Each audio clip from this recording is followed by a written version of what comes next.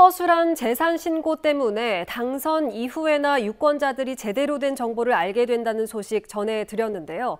독립생계를 이유로 부모의 재산 고지를 거부하는 제도 또한 선거 과정에서 부실하게 운영된다는 지적입니다. 이병선 기자입니다.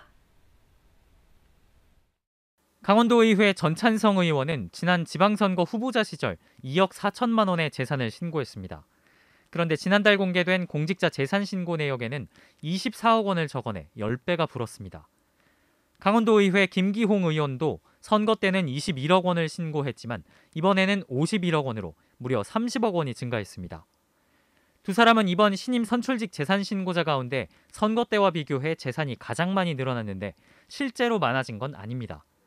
부모 재산이 이번 신고에 포함되면서 많아진 건데 선거 때는 부모가 독립적으로 생계를 유지한다는 이유로 재산을 공개하지 않는 고지 거부를 활용했습니다.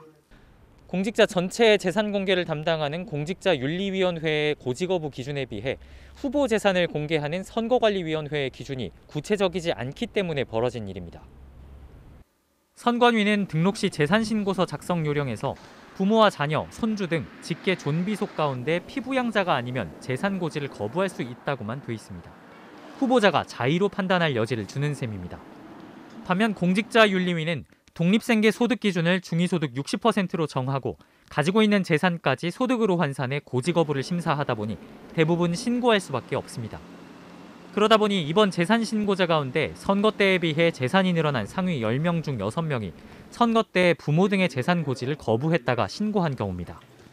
개인정보 열람 권한이 있는 공직자윤리위와 달리 선관위는 신고자 재량에 의존하기 때문인데 유권자들은 투표 전에 후보자 정보를 정확히 파악할 수 없다는 게 문제입니다. 떳떳한 모습을 보여드려야 되는데 국민들한테 이렇게 재산 공개를 좀 적게 한다든가 차이가 너무 많이 나게 하는 거는 좀 문제가 너무 많다고 이제 생각이 드네요. 후보자의 정보를 조금이라도 공개함으로써 선택에 도움을 주려는 목적으로 시작된 재산 공개인데 유권자를 기만할 수 있는 요소가 버젓이 유지되고 있습니다. MBC 뉴스 이병선입니다.